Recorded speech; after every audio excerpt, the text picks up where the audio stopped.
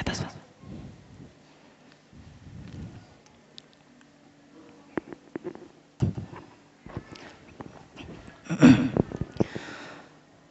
Allahu Akbar, Allahu Akbar, Allahu Akbar.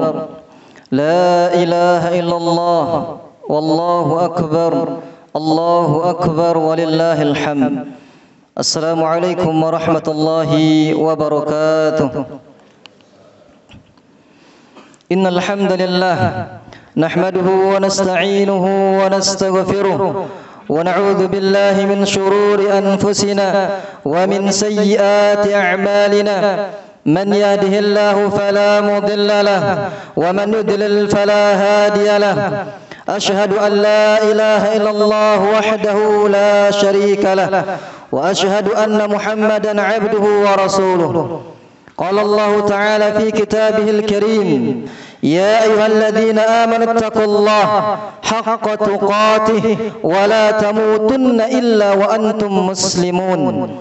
وقال عز وجل يا أيها الناس اتقوا ربكم الذي خلقكم من نفس واحدة وخلق منها زوجها وبث منهما رجالا كثيرا ونساء واتقوا الله الذي تساءلون به والأرحام إن الله كان عليكم رقيبا.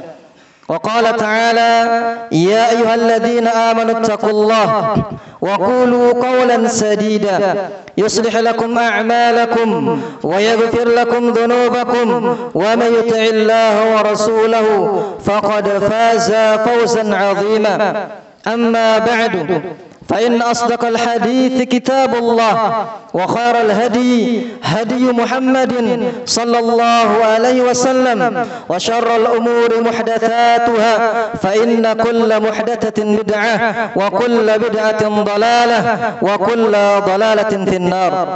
معاشر المسلمين, para jamaah rahimani wa rahimakumullah, marilah kita bersama-sama memuji Allah Subhanahu wa taala, bersyukur kepada Allah Subhanahu wa taala atas segala limpahan nikmat dan karunia-Nya kepada kita sehingga kita masih diberikan nikmat sehat dan kesempatan dalam ketaatan kepadanya hingga saat ini.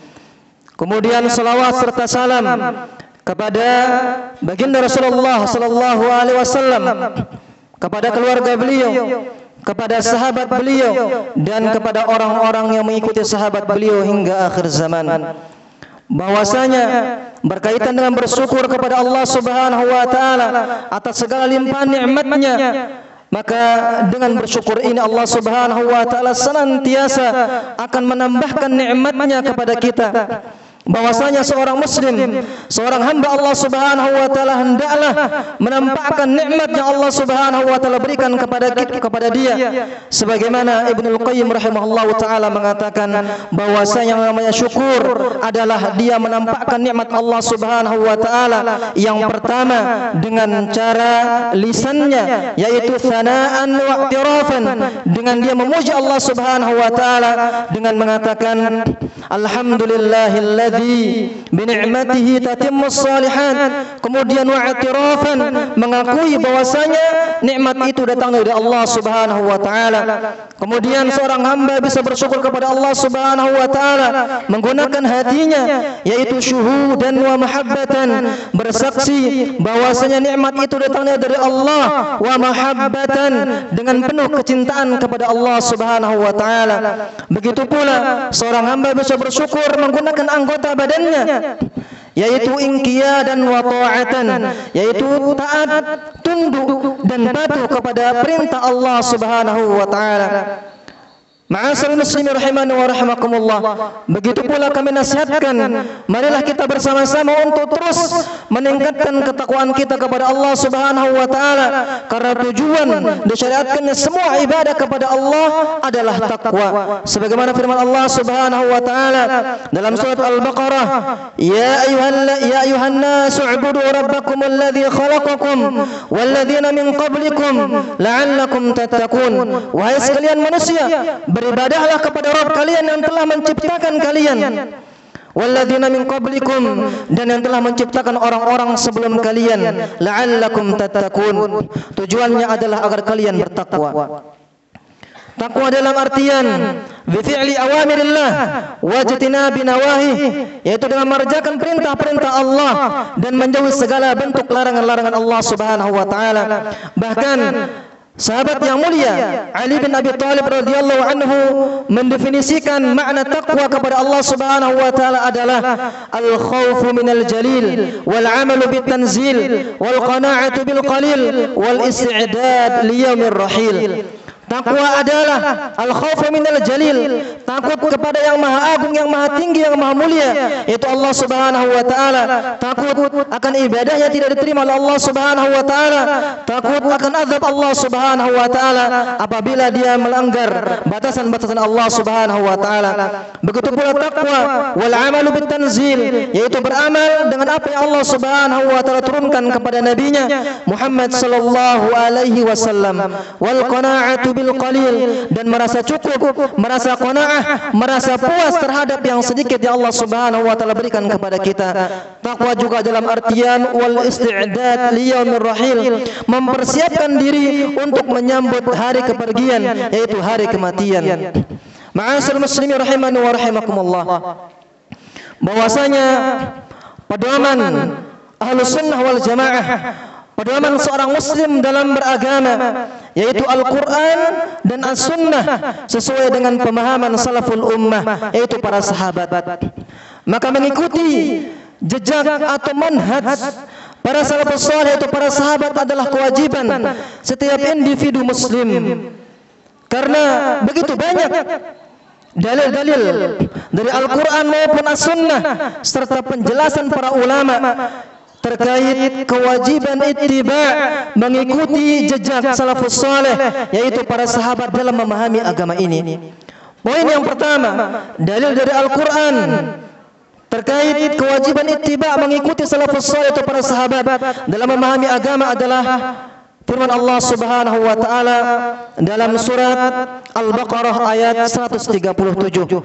Allah Subhanahu wa taala berfirman, فَإِنْ آمَنُوا بِمِثْلِ مَا آمَنْتُمْ بِهِ فَقَدِ اهْتَدَوْا وَإِنْ تَوَلَّوْا فَإِنَّمَا هُمْ فِي شِقَاقٍ فَسَيَكْفِيكَهُمُ اللَّهُ وَهُوَ السَّمِيعُ الْعَلِيمُ. فَإِنْ آمَنُوا بِمِثْلِ مَا آمَنْتُمْ بِهِ فَقَدِ اهْتَدَوْا. Jikalau mereka ahlu kitab dari kalangan Yahudi dan Nasara beriman sebagaimana beriman engkau wahai Muhammad dan para sahabatmu, faqad ihtadaw, maka niscaya mereka sungguh mendapatkan petunjuk dari Allah Subhanahu wa taala. Wa in tawallaw, jika mereka berpaling, fa innama hum fi shiqaq, maka mereka bermusuhan kepadamu wahai Muhammad. Fasayakfikahum Allah, maka Allah Subhanahu wa taala mencukupkan dengan pertolongannya kepadamu wahai Muhammad terhadap ahlu kitab, yaitu Yahudi dan Nasara. Wa huwas samiul alim, dan dia Allah Subhanahu wa taala Maha mendengar lagi Maha mengetahui. Pada ayat ini Allah Subhanahu wa taala bahwasanya menitik beratkan keimanan para salafus saleh, itu para sahabat, untuk menimbang atau sebagai timbangan, sebagai tolak ukur untuk membedakan petunjuk dan kesesatan, antara kebenaran dan kebatilan.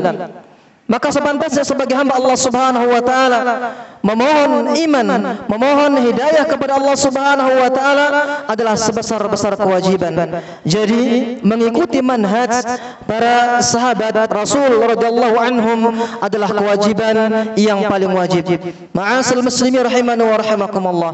Kemudian ayat yang kedua dalam surat Al-An'am ayat 153, bahwasanya manhaj sahabat Rasulullah sallallahu alaihi wasallam adalah manhajnya Rasulullah sallallahu alaihi wasallam. Allah Subhanahu wa taala berfirman, "Wa anna hadza sirati mustaqiman fattabi'uhu wa la tattabi'us subula fatafarraqa bikum an sabilihi dzalikum wasaqakum bihi la'allakum tattaqun." Bahwasanya sesungguhnya ini adalah jalanku, kata Rasulullah sallallahu alaihi wasallam, yang lurus. Fattabi'uhu, beliau memerintahkan kepada para sahabatnya, ikutilah ia. wala tattabi'us subula fatafarraqu bikum an sabilihi. Janganlah kalian sekali-kali mengikuti jalan selainnya, yang mana jalan tersebut akan mencerai-beraikan kalian dari jalan Allah Subhanahu wa taala. Dzalikum wasaqum bihi. Demikianlah Allah Subhanahu wa taala mewasiatkan kepada kalian la'allakum tattaqun, agar kalian bertakwa. Abdullah bin Mas'ud radhiyallahu anhu mengatakan, khatta lana Rasulullah sallallahu alaihi wasallam khattan biyadihi, bahwasanya Rasulullah sallallahu alaihi wasallam menggambarkan kepada kami sebuah garis dengan tangannya. Kemudian beliau mengatakan, hadza sabilullahil mustaqim.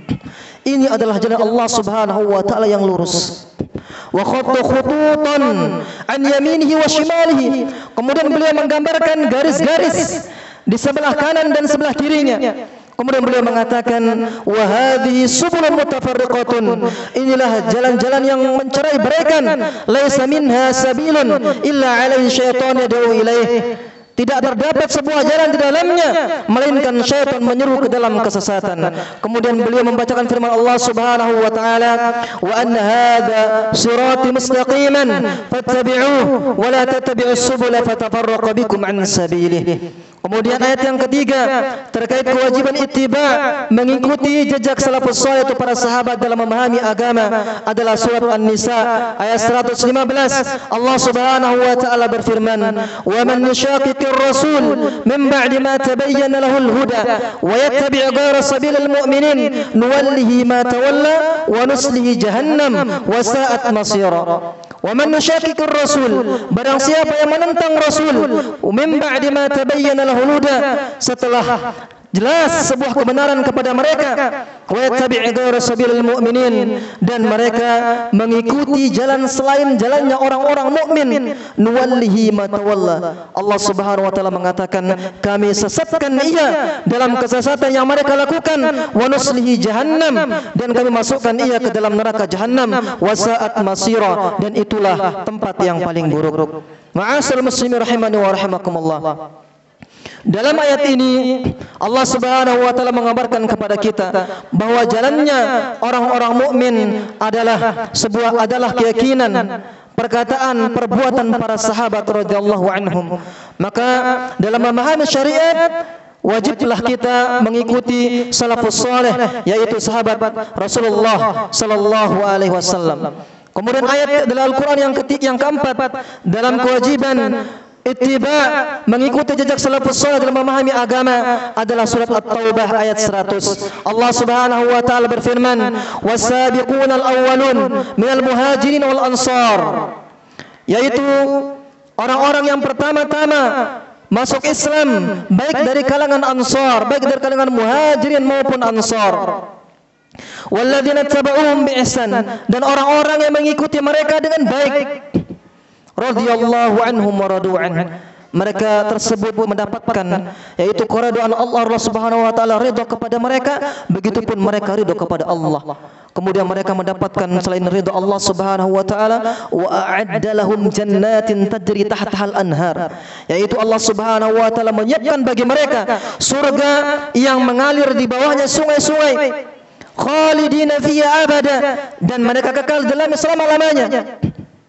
Dzalikal fawzul azim, dan itulah kesuksesan atau keselamatan atau keuntungan yang sangat mulia. Ma'asyiral muslimin rahimani wa rahimakumullah.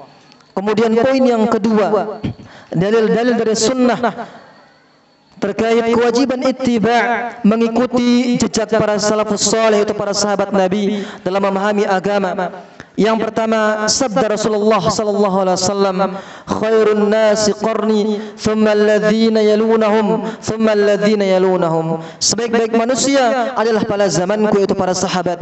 Thumma alladhina yalunahum, kemudian setelahnya itu para tabi'in. Thumma alladhina yalunahum, kemudian setelahnya itu para tabi'ut tabi'in. Kemudian sabda Rasulullah sallallahu alaihi wasallam yang kedua adalah, usikum bitaqwallah, kata Rasulullah sallallahu alaihi wasallam, saya wasiatkan kepada kalian untuk bertakwa kepada Allah. Wasam'i wa ta'ah, dengan penuh pendengaran, yaitu mendengar dan taat. Wa in 'abdan habasyian, walaupun seandainya memerintahkan kalian adalah budak, yaitu hamba Habasyah. fa innahu man yash minkum ba'di fasara ikhtilafan katsira. Dan barang siapa di antara kalian yang hidup setelahku, maka akan melihat banyak sekali perselisihan. Fa alaikum bi sunnati wa sunnatil khulafa'ir rasyidin al mahdiyyin. Maka bagi kalian untuk berpegang teguh terhadap sunnahku dan sunnah khulafa'ir rasyidin yang mendapat petunjuk. Tamassaku biha, berpegang teguhlah dengannya.